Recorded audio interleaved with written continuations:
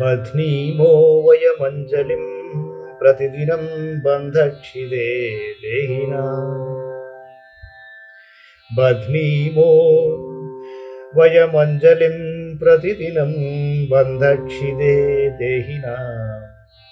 కందర్పాగమతంత్రమూలగురవే కళ్యాణకేళీభువే. కామాక్ష్యా ఘనసారపుంజరజసే కామద్రుహశ్చక్షుషాన్. మందారస్తబక ప్రభామదముషే మందస్మితజ్యోతిషే. బహువిధ తంత్రములలో కామతంత్రం ఒకటి. దానికి కామాక్షి చిరునవ్వు వెలుగే మొదటి గురువు. అది ప్రాణుల బంధముల ఛేదించును, కళ్యాణము ఆడుకొను. శివుని కన్నులకు కర్పూర పరాగము అది. మందార స్తవక కాంతిని దొంగిలించినట్టి దియునైన కామాక్షీదేవి యొక్క ఆ మందస్మిత కాంతికి ప్రతిదినము దోసిలొప్పుచున్నాము. సద్రీచే నవమల్లికా సుమ మనసాం నాసాగ్రముక్తామణేరాచార్యాయ. ృణాలకాండమహసాం నైసర్గికాయ త్విషే. స్వర్ధున్యాసహయుధ్వనే హిమరుచేరర్ధాసనాధ్యాసిని.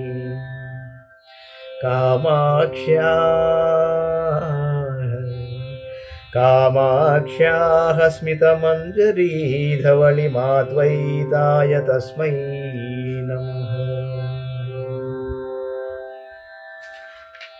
అమ్మవారి మందస్మితము కొత్త మల్లెపూలకు సాటి.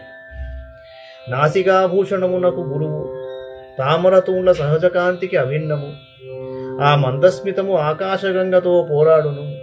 చంద్రుని అర్ధసింహాసనము అధిష్ఠించును. అమ్మవారి చిరునవ్వనగా అది ఒక ధవళిమాద్వైతము, సర్వధావళ్యముల సమాహారము. కర్పూరద్యుతి చాతురీమదితరామల్పీయసీం కుర్వతీ. దౌర్భాగ్యోదయమేవ సంవిదధతి దౌషాకరీణాం త్విషాం. క్షుల్లానేవ మనోజ్ఞమల్లినికరాన్ ఫుల్లానపి వ్యంజతి. కామాక్ష్యా మృదులస్మితాంశులహరీ కామప్రసూరస్తు మే. అమ్మవారి చిరునవ్వు కర్పూరపు కాంతిని చిన్నదానినిగా చేయుచున్నది. చంద్రుని కాంతులకు దౌర్భాగ్యమునే కలిగించుచున్నది. వికసించిన మల్లెపూలు సైతము ఆమె మందహాసం ఎదుట క్షుద్రములే ఎగుచున్నవి. అట్టి కామాక్షీదేవి యొక్క మందస్మిత కాంతి ప్రవాహము నాకు సర్వకామప్రదమగుగాక. యా పీనస్తన మండలోపరిలసత్కర్పూరలేపాయతే.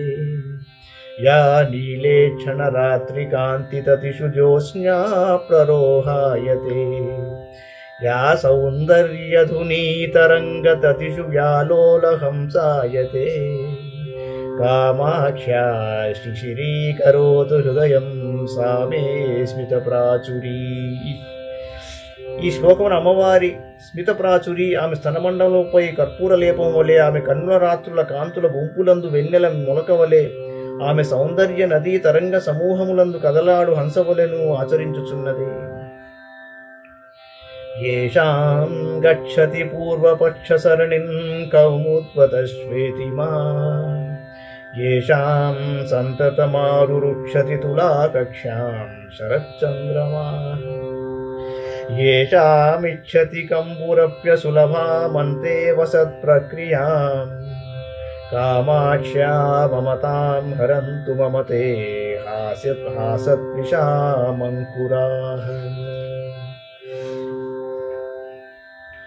అమ్మవారి మందహాసమునకు వెన్నెల రాత్రి తెల్లదనము, కలువల తెల్లదనము పూర్వపక్ష మార్గమును ఆశ్రయించుచున్నది. శరచ్చంద్రుడు తనకు అందనంత ఎత్తుగానున్న అమ్మవారి మందహాసము తోడి పోలికయను మెట్టును ఎల్లప్పుడూ ఎక్కగోరుచునేయున్నాడు. శంఖము కూడా అమ్మవారి హాసాంకురములకు శిష్యత్వమును కోరుచునేయున్నది. అమ్మవారి అట్టి మందహాస ప్రకాశాంకురములు నా యొక్క మమకారమును అపహరించుగాక.